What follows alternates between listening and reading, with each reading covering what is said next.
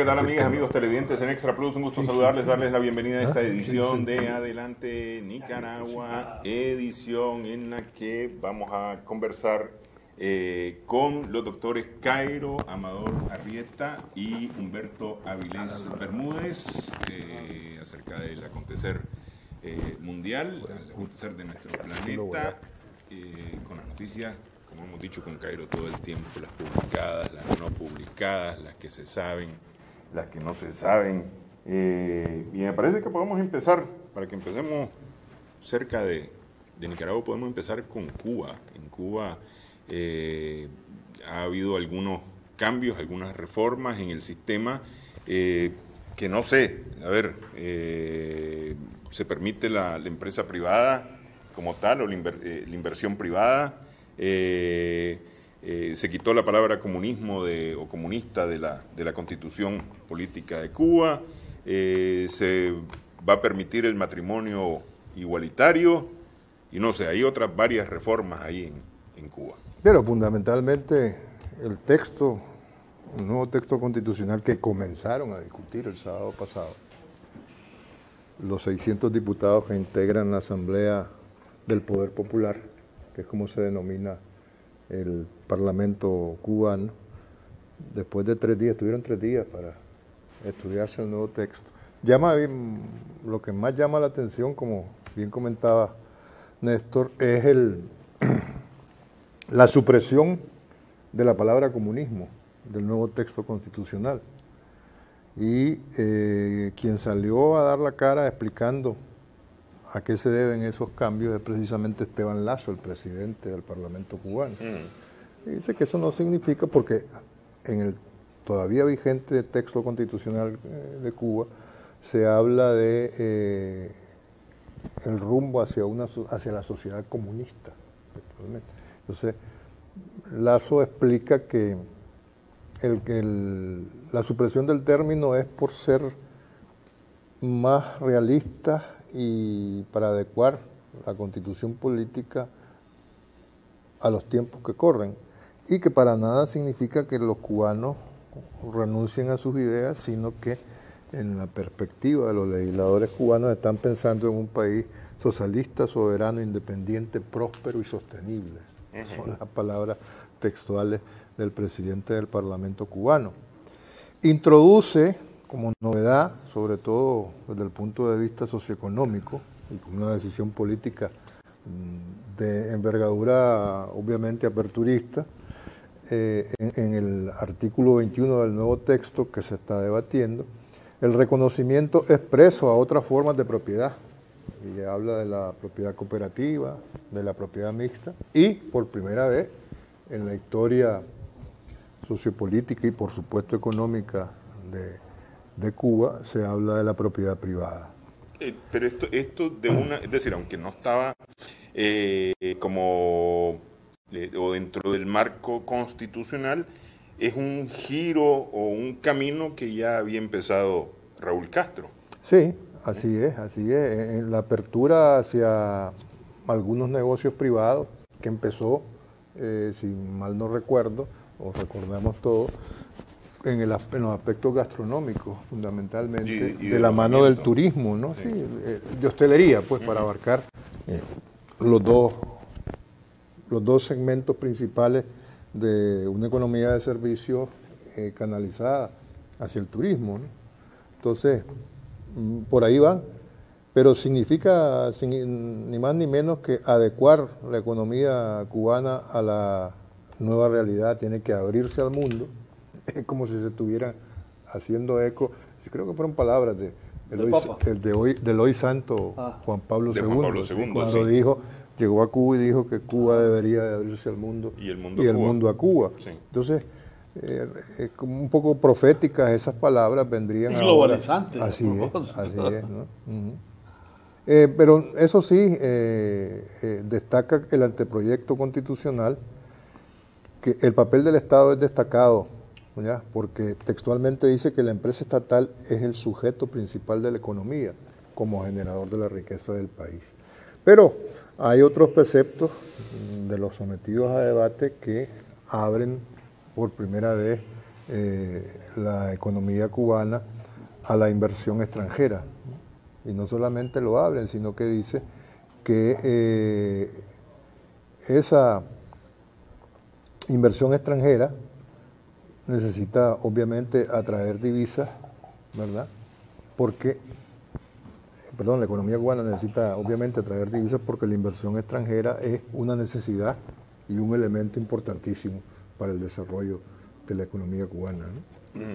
Ahora, esto de cara a la política estadounidense sobre Cuba, una política que echó pie atrás con el presidente Trump y especialmente con la fuerza de los legisladores cubanoamericanos, principalmente en esta administración. ¿Cómo lo ves, Cairo? Bueno, indiscutiblemente estos son los de aquellos charcos, ¿verdad? Esto comenzó con la apertura que Estados Unidos y Cuba se dieron mutuamente. Que venga un gran disruptor de este proceso, como del Pacto de Irán, como de las relaciones con la NATO, etcétera, etcétera, es otra historia. Yo creo que incluso hubieran profundizado muchísimo más lo que es la apertura y una definición un poquito más clara de lo que es el contenido del cambio del comunismo al socialismo, si hubiese tenido como contraparte un Estados Unidos con las puertas abiertas a lo que inicialmente habían negociado. Ahora, comunismo, socialismo, en sus raíces, recordémonos que en términos de su referencia teórica, sigue siendo Marx y sigue siendo Engels, ¿verdad? La separación que comenzó en Alemania, y es interesante porque además comenzó en Alemania en los tiempos del mariscal, ¿verdad? De Bismarck. Pero de alguna manera señala un camino que la izquierda iba a seguir en adelante. De hecho, los mencheviques, ¿no? Los mencheviques básicamente son socialdemócratas. Ahí estaba Axel Roth, por ejemplo, etcétera, ¿no? China misma con su apertura con Deng Xiaoping, ¿verdad? Conserva la palabra comunista, pero en la práctica tiene una situación de apertura hacia los mercados. Y fíjate qué interesante porque te menciono China, porque una parte de esto dice de que la empresa pública va a ser el motor de todo esto. Así lo hacía Deng Xiaoping en 1980.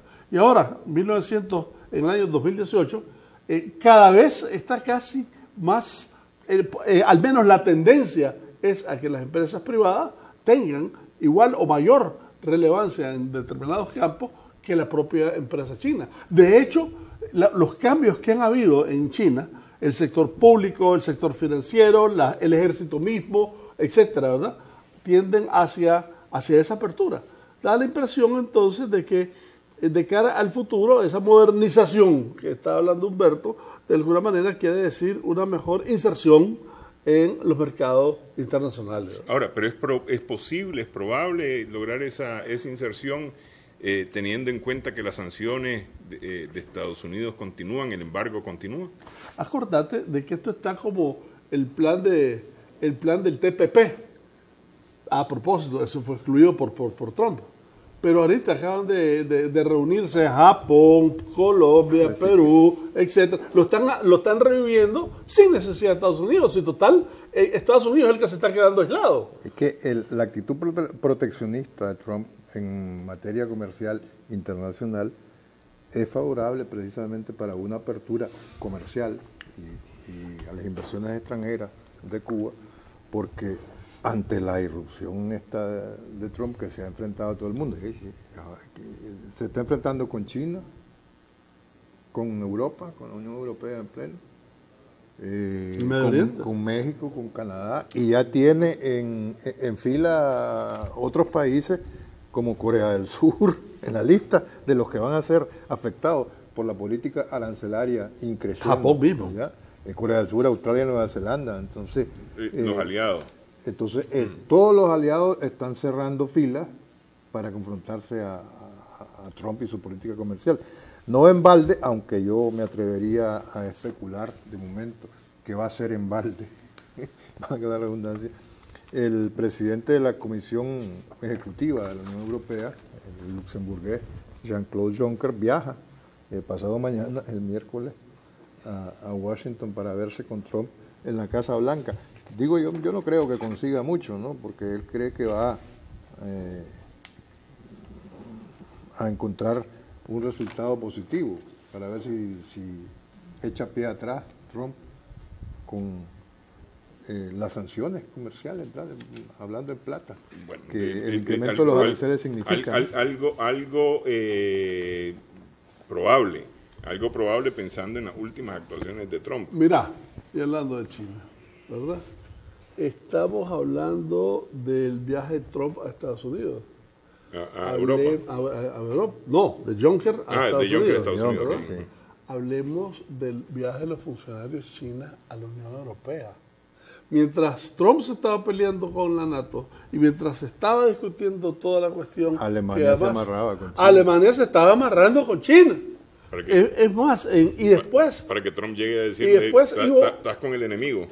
Es que ese es el punto. Y cerraron filas con Japón. Y están cerrando filas con la Unión Europea. Entonces, mira qué interesante cómo se llama el documento que firmaron, una declaración conjunta. Socios responsables para un mundo mejor, en donde rechazan toda forma de proteccionismo. ¿Ah? Así es. Entonces, comenzó con Alemania, Trump estaba en la NATO, siguió con Bruselas, Japón lo siguió después, y da la impresión entonces que esta política comercial de Trump, en paralelo, uno con un sesgo totalmente proteccionista, está haciendo ese espacio que está dejando, lo está llenando China. ¿Ah? Y mirar sus relaciones con la Unión Europea y entre otros con Alemania y con Francia en particular. ¿Ah? Mirar las relaciones de acercamiento que tiene Italia con Rusia, Turquía con Rusia, etcétera, ¿verdad? El espacio entonces político-militar que de alguna manera está dejando Trump, por lo menos en lo comercial, ya tiene quien lo suplante. Acabamos de hablar del TPP y toda la reunión que precisamente se hizo en Japón alrededor de un relanzamiento de esa idea. Porque, total, no es Estados Unidos el único referente en términos de comercio internacional, ¿verdad? Aunque por muy importante que sea su peso relativo. Todo el mundo, hasta sus aliados, lo están bypaseando. El TPP al que declinó asistir, a la reunión del TPP a la que declinó asistir López Obrador. Bueno, pero cerrando el tema de Cuba y sus reformas constitucionales que estaba previsto que se aprobasen hoy y que después van a someterse a consulta popular y posterior referéndum,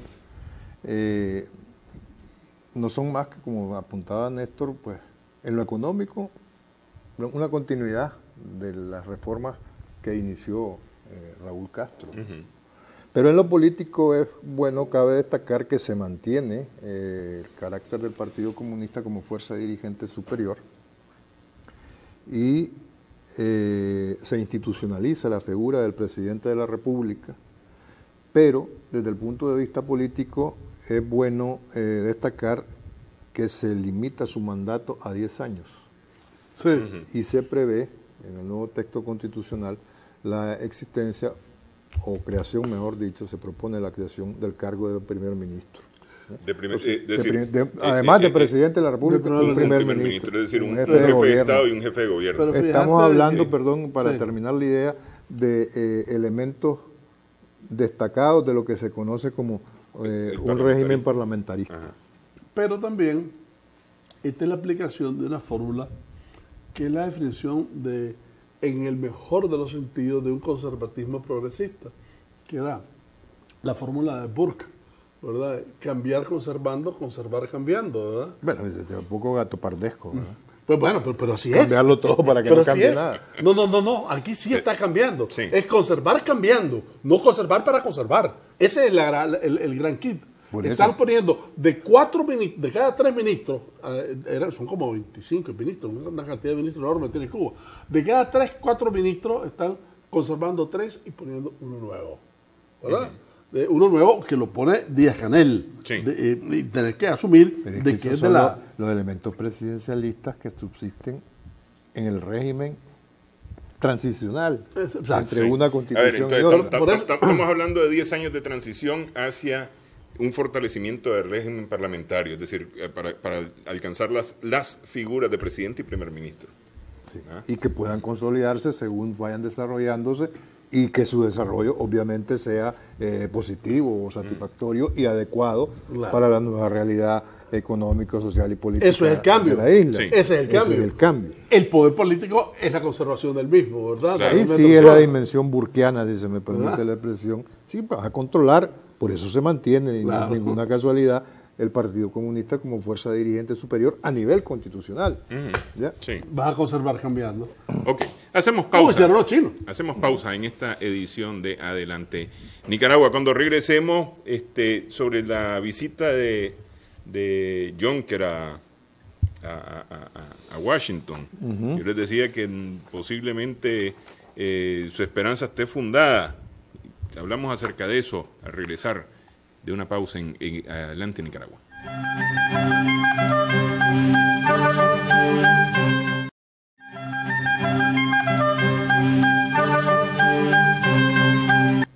Seguimos en Adelante Nicaragua. Decía yo que de alguna manera están fundamentadas las esperanzas de Juncker en su visita a Washington esta semana, pensando un tanto en la reunión de la semana pasada del presidente Trump con el presidente Putin, en la que dijo el presidente norteamericano que los servicios de inteligencia estaban equivocados, los servicios de inteligencia norteamericanos estaban equivocados, que no ninguna injerencia de Rusia en las elecciones, que todo había sido correcto y demás, ¿no? En una posición de defensa que ha mantenido el presidente Trump. Sin embargo, no bien llegó a Estados Unidos y el miércoles de la semana pasada ya estaba echando pie atrás en sus declaraciones y más bien alabando los sistemas de inteligencia de los Estados Unidos.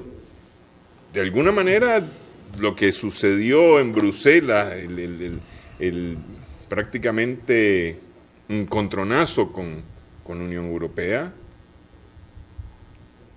Juncker espera poder encontrar una actitud menos confrontativa, creo yo. Pero es que lo que pasa es que también hay otro elemento importante de rumores que de alguna manera están elevándose de tono y se están expandiendo. Y es el hecho de que en medio de todo esto, Estados Unidos pretende salirse de la WTO, de la Organización Mundial del Comercio. Organización Mundial de Comercio. Y es interesante porque dentro de los casos que está viendo la Organización Mundial de Comercio, 90% de esos casos son llevados por Estados Unidos, ¿no? De manera que y eso afectaría enormemente, por supuesto, la globalización y el libre intercambio con Europa. Correcto, pero es que Trump ha puesto sobre la escena del comercio internacional un pulso absolutamente inédito, no solamente desde la perspectiva cualitativa, sino cuantitativa. Hoy por hoy, el comercio representa el 60% del Producto Interno Bruto mundial. Y si las cosas siguen como están, con ese nivel arancelario, estamos hablando del 25% de entrada de aranceles de más para el acero y el aluminio, ya sabemos, de China, México, Canadá. La Unión Europea y Canadá, más lo que ya mencionamos que están en lista de espera, ¿verdad? Cuando en la actualidad lo que se pagaba en ese concepto apenas llegaba al 3%. Lo que se pagaba, era el 22%, se ha subido en un 3%. ¿Pero qué significaría esto? Que para el 2020, si esto sigue así, si Juncker no consigue nada, no solamente Juncker en tanto que representante de la Unión Europea, y los esfuerzos que comentábamos antes de cerrar filas con Tokio y Pekín, respectivamente, con Japón y China. Para el 2020 estaríamos hablando de pérdidas nada menos que de 430.000 millones de dólares. En las relaciones con los Estados Unidos. Exactamente. Relaciones que de una u otra forma se pueden abrir paso entre estos mismos, pues, ¿no? Es decir, interregional incluso. Obviando a Estados Unidos. Por uno interregional entre los países de la ASEAN, pero también China tiene otra as en la manga, que es el fondo que tiene de bonos del Tesoro de Estados Unidos, que tiene apenas un par de trillones, ¿verdad? De manera que si suelta cantidad de bonos al mercado, ¿verdad?, le va a afectar enormemente al dólar. Y lo que subió en impuestos lo puede bajar en una devaluación. En paridad, sí. ¿Ah? Sí. No, por eso, y ese volumen que decimos de los 430.000 millones de dólares en pérdidas producto de la política comercial proteccionista de Trump, significaría que las proyecciones del Producto Interno Bruto Mundial estarían en el 2020 un 0,5% debajo de lo previsto, ¿no? Entonces que las cosas no son tan sencillas, ¿no?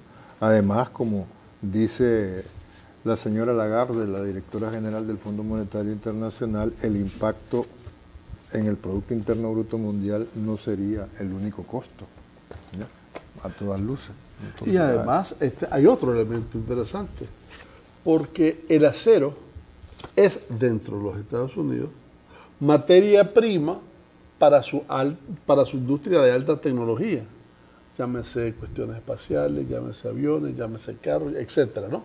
Entonces, al subir los aranceles, cada vez lo va a poner en menos posición competitiva frente, ya no a la materia prima del acero, sino al producto terminado del resto del mundo. Y eso también va a traer muchos problemas.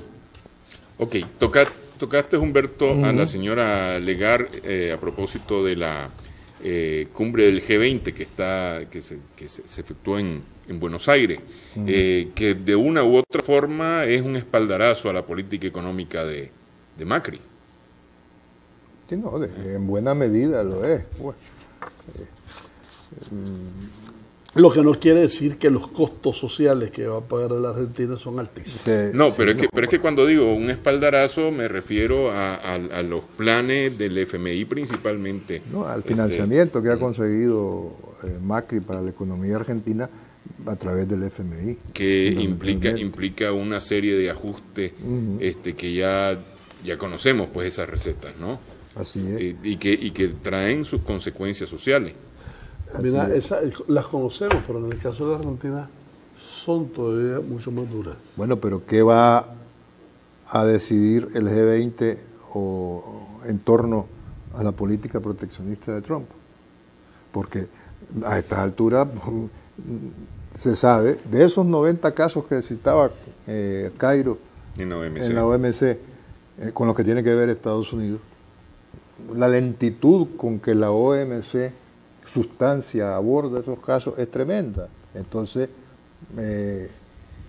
¿cómo van a reaccionar los principales socios de la OMC desde el punto de vista comercial en el plano internacional y del G20? Yo creo que en buena medida coinciden en el terreno del comercio internacional. Entonces, habría que ver qué decisiones o qué propuestas puedan surgir de la cumbre del G20 que se está celebrando en Argentina en torno a la situación del comercio mundial a raíz de los enfrentamientos, de la guerra comercial que ha desatado y declarado Donald Trump. Discutiblemente hay que darle seguimiento. La próxima semana tenemos que dedicarle un buen párrafo a eso. Sí, sí, evidentemente, ¿no? Porque se están cocinando varias cosas y prácticamente cuando hablamos del G20 estamos hablando de los mismos involucrados en la guerra comercial con los Estados Unidos. Así es. Básicamente son los mismos. Bueno, solo dos cositas, y esto lo voy a hacer con un comentarista no ya ni europeo ni americano, más bien con un mexicano con apellido europeo, que es don Leo Zuckerman. Bueno, más que europeo, tiene una reminiscencia judía. Y los Rothschild también. Increíble. Sí.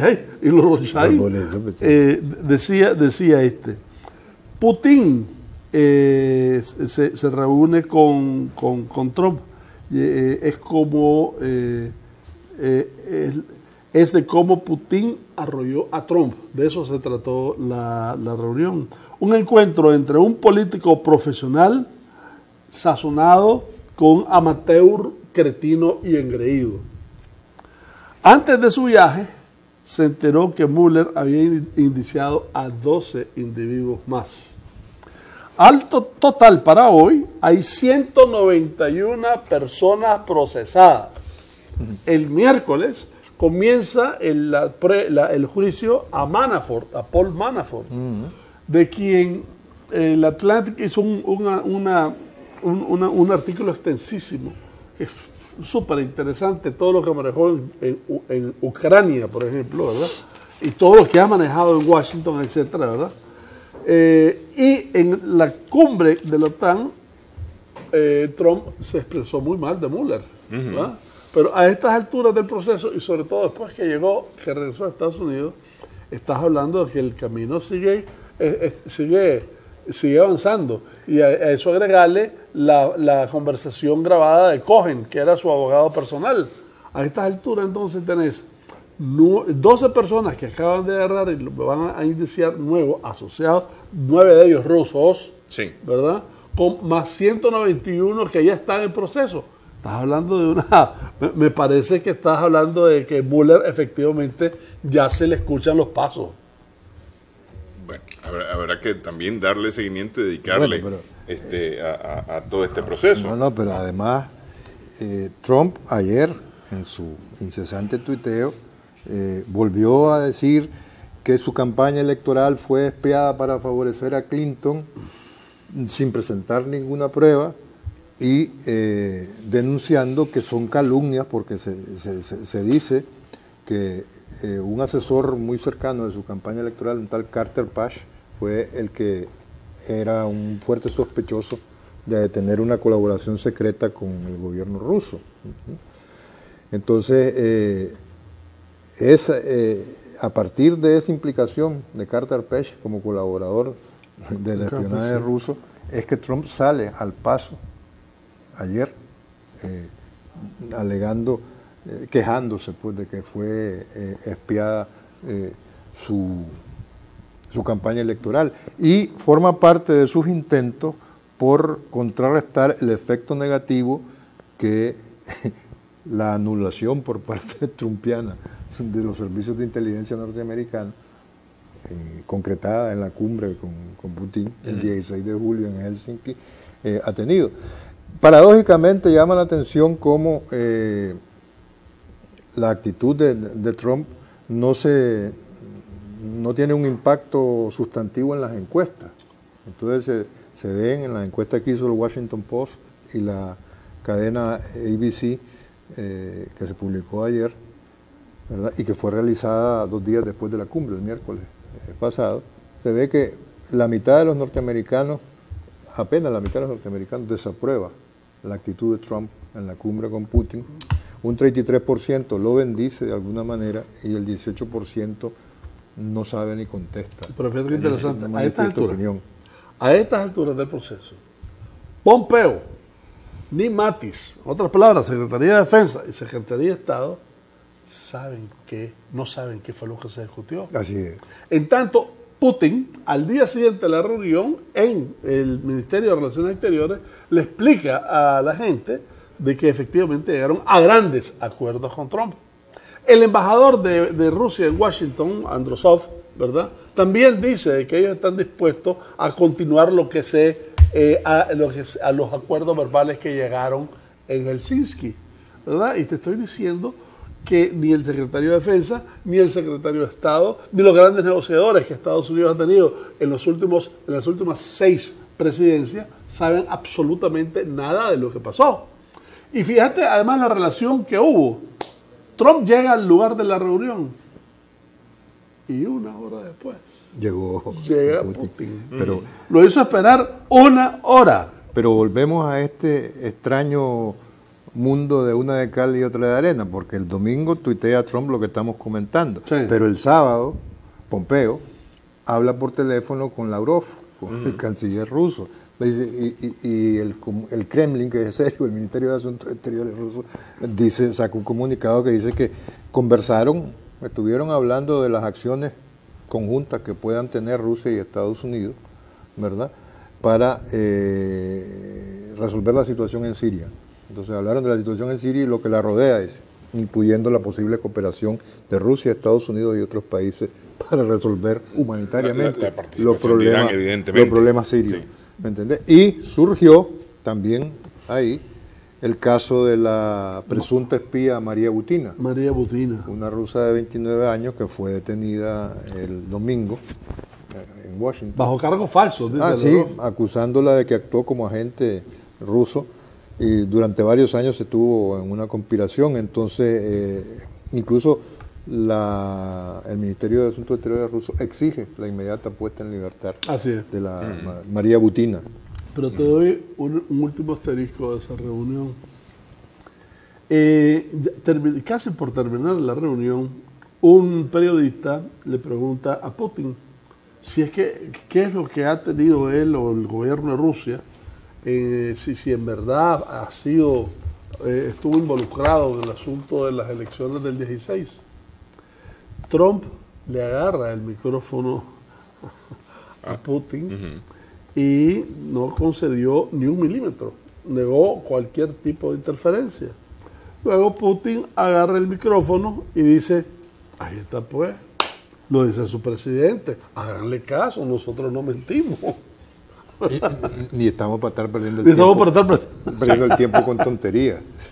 Bueno, hacemos pausa en esta edición de Adelante Nicaragua. Conversamos con los doctores Humberto Aguilera Bermúdez y Cairo Amador.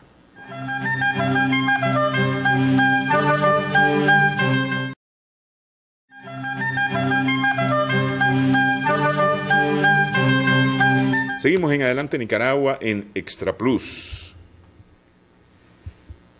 El Oriente Medio. A ver, las cosas, conversábamos la semana pasada, la situación en Gaza, situación que lejos de tranquilizarse, se está poniendo más candente. Incluso lo que decíamos, el conflicto ya está trasladado también de alguna manera a Siria, a la parte sur de Siria, y por supuesto en todo este ruido de Israel se mete también la voz de los Estados Unidos peleando con Irán.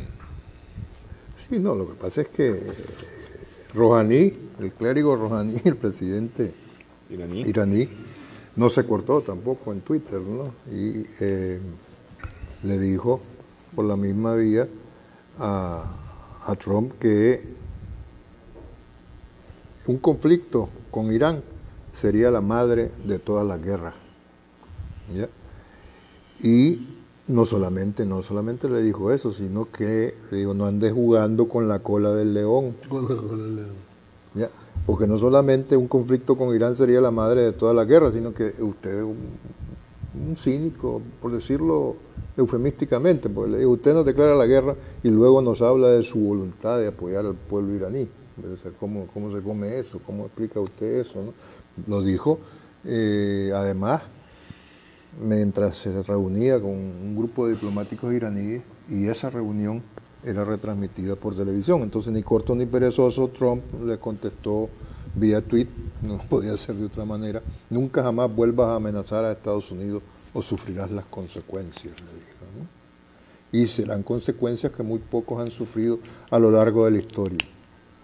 Entonces, para seguir metiéndole tensión y candela, si se me permite la expresión, a la situación, Rouhani le advirtió a Estados Unidos de que no se olvide de que Irán en un momento dado, si se sigue en esa tesitura amenazante norteamericana hacia Irán, de que Irán controla y podría cerrar el estrecho de Hormuz, ese punto estratégico del Golfo Pérsico por donde circula ni más ni menos que el 30% del petróleo transportado por vía marítima a nivel mundial, ¿no?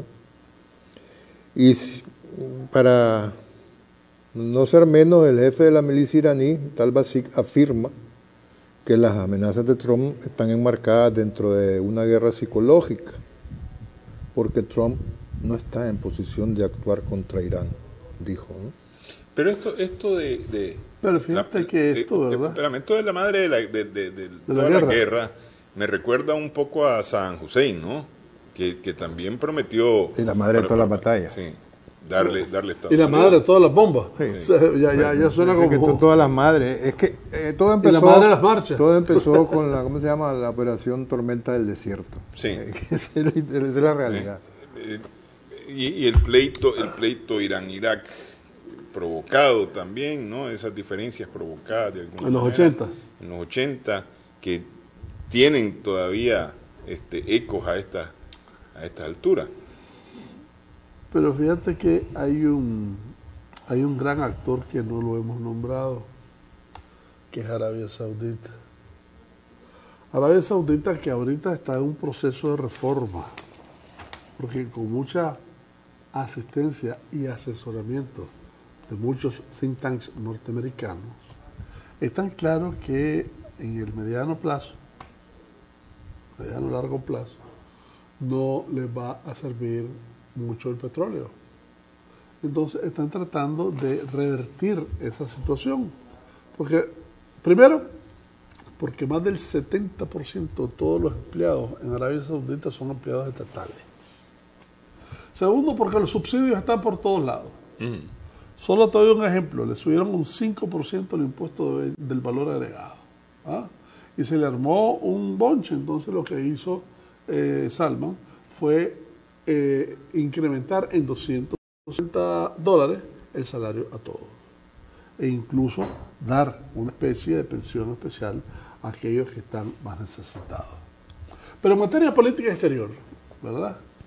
Está teniendo unas limitaciones terribles. Primero, Yemen se lo está consumiendo, Sí. pero a su vez él está nutriendo está nutriendo de violencia en Yemen y los está arrinconando y está siendo causante de no solamente de un exterminio genocida. ¿Verdad? Dos, las intenciones que tenía con Líbano. ¿Te acordás que hace rato le dio asilo a Hariri, que era el primer ministro, y nombraron al hermano de Hariri, que estaba en Arabia Saudita? Eso tenía una intención clara, tratar de concentrar en Líbano las fuerzas más leales a Arabia Saudita para darle la batalla a Hezbollah. Dándole la batalla a Hezbollah en Líbano, iban a debilitar la posición de Hezbollah en Siria. De manera que de alguna manera le dejaba más espacio a Assad al retornar Hezbollah a Siria. Y el tercero es que el pueblo palestino, en la guerra del 67, después de la guerra del 67, después del 73, en los 80, etcétera, su principal socio, sobre todo los 80, porque cuando ya Irak, precisamente Irán, comenzaron a tener su conflicto armado, el que de alguna manera le daba recursos económicos a la Palestina era Arabia Saudita. Adiós.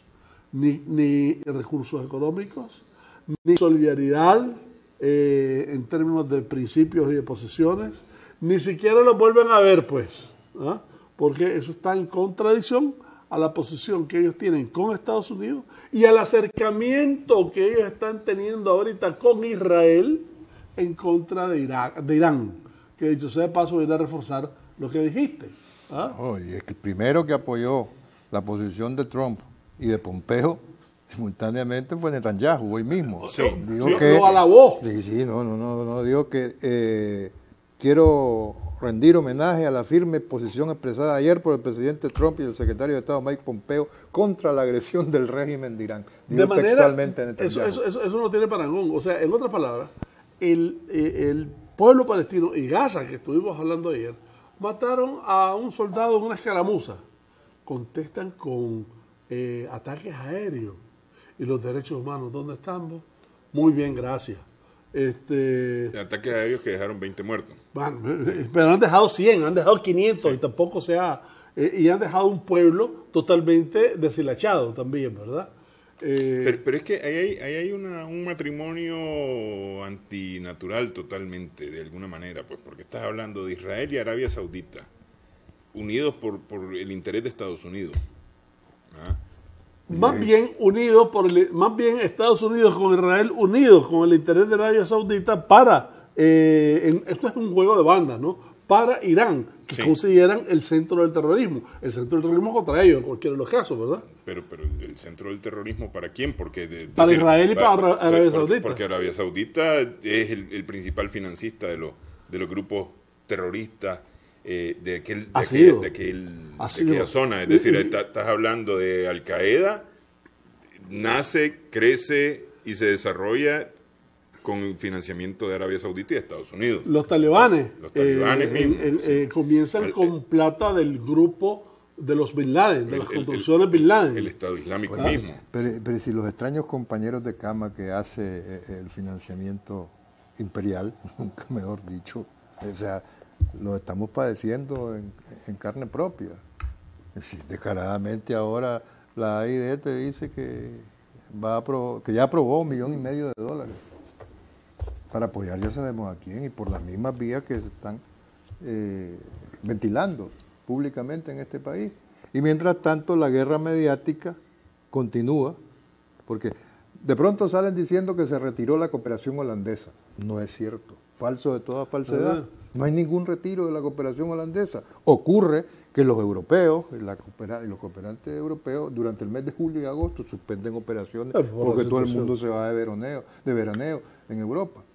Y su gente que está en diferentes partes del mundo retornan, van de vacaciones a sus países. El hospital de Bilwik, que está previsto construirse con financiamiento holandés, no es que va a dejar de construirse, va a seguir. Se ha entrado en un impasse meramente estival. Pero entonces, a propósito de medios de comunicación y guerra mediática, ¿ya? Los tranques solo tienen eco en el mundo de la comunicación internacional cuando se dan en Nicaragua y en las circunstancias de Nicaragua. Y lo que está pasando hoy mismo en Panamá y en Honduras, que están trancadas también, porque no se hacen eco. Aparte de los derechos humanos. O sea, derechos humanos solo tienen una parte, ¿no? Desgraciadamente, las víctimas son cegadas, en el caso de Nicaragua. Y hay una condena, entre comillas, mundial al régimen de Nicaragua. Esa llueve, pero no hay una información objetiva y ahí ni la CIP, ni como se llamen las asociaciones gremiales periodísticas, dicen nada, porque hay que echarle la vaca al régimen de Nicaragua. O sea, ¿por qué? Porque hay por medio un financiamiento convicto, confeso y descarado. Ok, enlazarlo eso con el Medio Oriente, que era lo que... Pero, por donde estabas arrancando. Bueno, en el Medio Oriente, ¿quién ha estado financiando el tema de la guerra en Yemen? Arabia Saudí. Y le está saliendo la venada careta. ¿Ya? ¿Quién ha estado... financiando y con botas en el terreno, sí, ¿verdad? ¿Quién incendió el Oriente Medio? No empezó con la invasión a Irak. Y no bastó, y entonces ya aquello picó y se extendió, y hablamos de Afganistán, de Pakistán, de Libia. ¿Quién fomentó los mujahidines? Así es. Y el Estado Islámico, ¿cómo surge? Con plata de Arabia Saudita. Además, pero hay otro efecto todavía que es más patético, si se quiere. Y es que Rouhani, dentro de Irán, no representa a los extremistas. No es un moderado. Rouhani es un moderado. Rouhani de alguna manera está vinculado a la Revolución Verde pasada. Rouhani es un hombre que tiende a modernizar Irán un tanto al modo occidental, si se quiere, en términos técnicos, etcétera, pero en términos incluso islámicos es una versión moderada, no es el Khomeini, ni mucho menos, ni la Guardia Revolucionaria. Pero al amenazar, al tratar de arrinconar a Irán con estas declaraciones, lo que está haciendo Trump es dos cosas. Uno, nulificar neutralizar la política de Rouhani en términos de su apertura hacia Occidente. Y dos, obligar a estos moderados a aliarse con los radicales. Y tres, si se quiere, hacer que los radicales en términos de política exterior tengan mucho mayor posibilidad, por ejemplo, de obstruir el estrecho de Hormuz, ¿verdad? Sin oposición interna. Correcto. Bueno, hacemos pausa, una última pausa en esta edición de Adelante Nicaragua.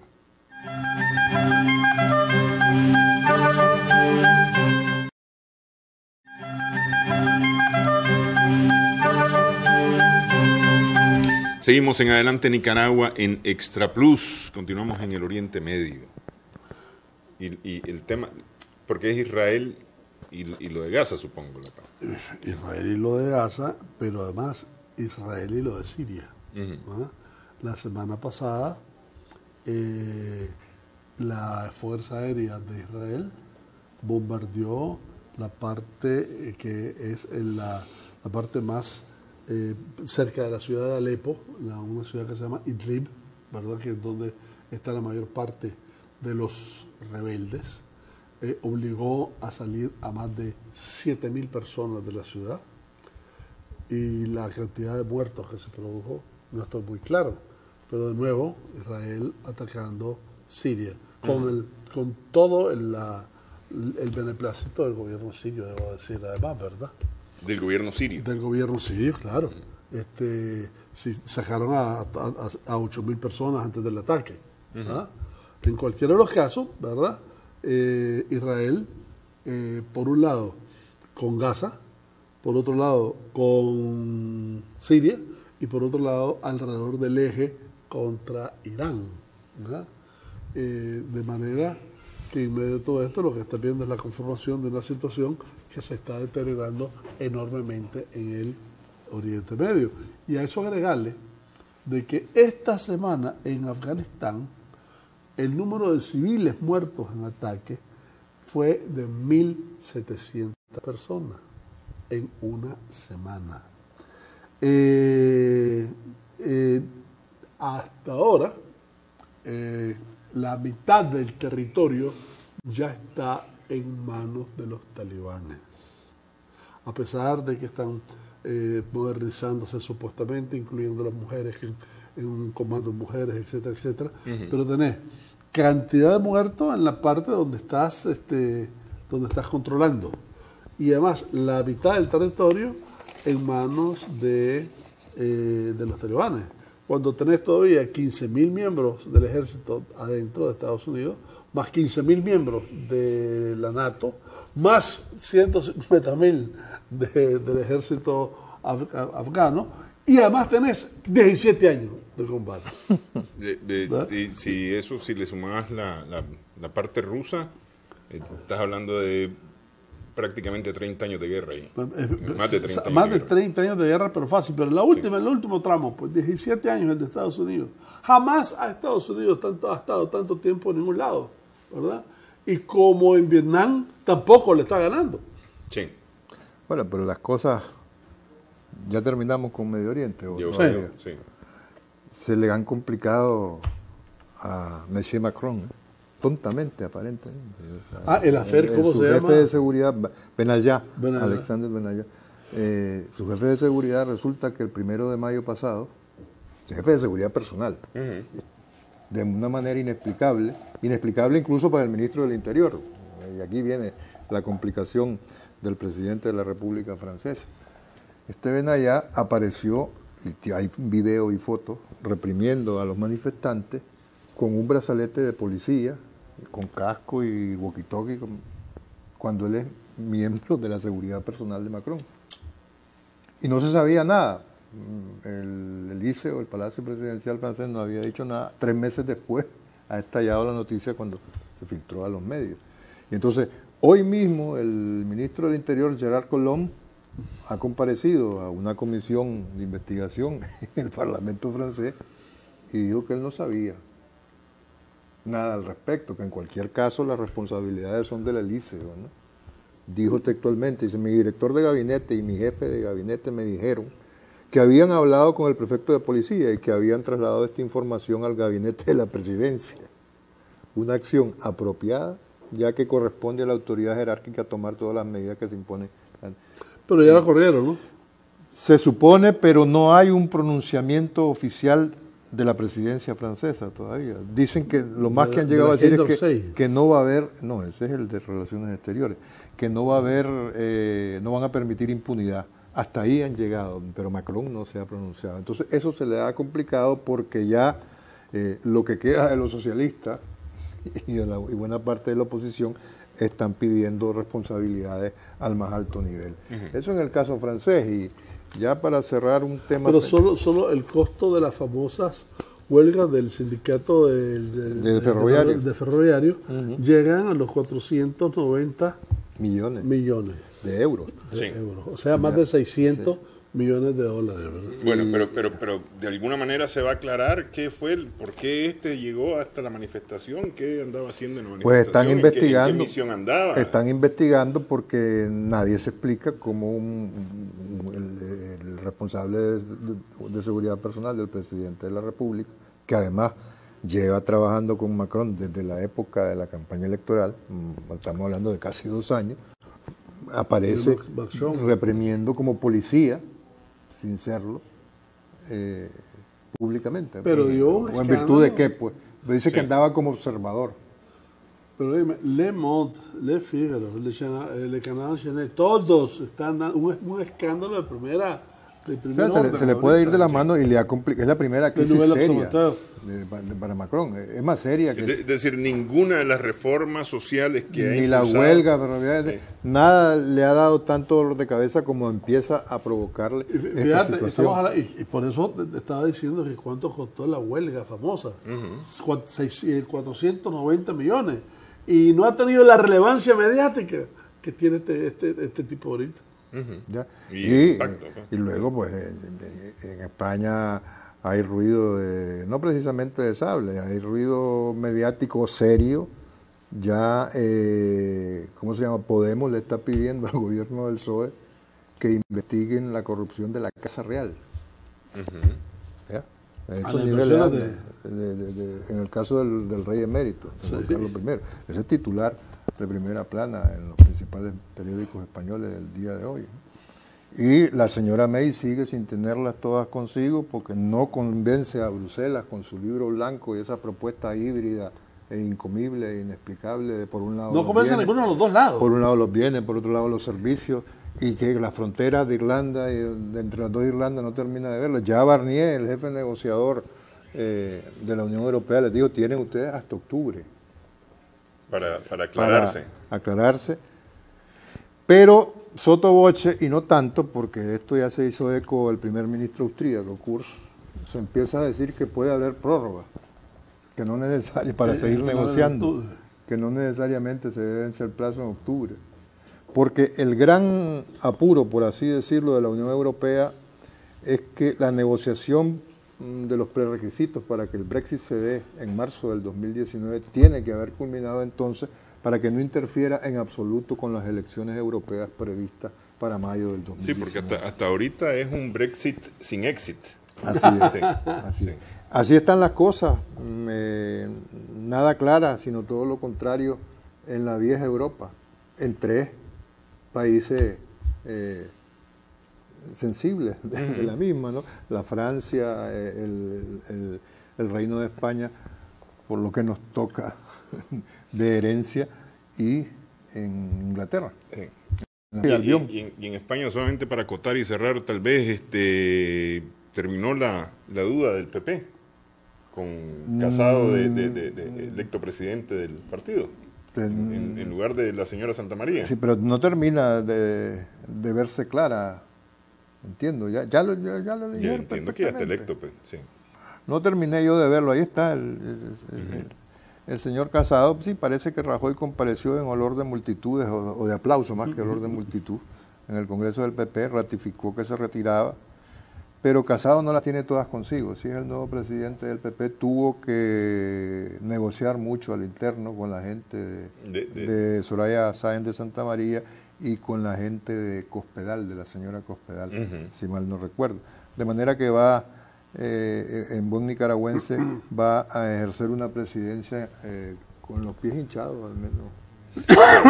Pero en sí, el primer tramo de su andadura. Pero así estuvo Pedro Sánchez en algún momento y ya viste no, que Pedro que Sánchez logró lo echaron resurgir. del partido. Sí, Incluso, pero que resurgió. Pues, se de tuvo que alguna volver. manera. Vamos a ver si se repite Ahora es presidente del gobierno. ese resurgir en el ámbito de los populares españoles, que de populares no tienen Por nada, eso es que son dicen conservadores. que en política no hay cadáveres.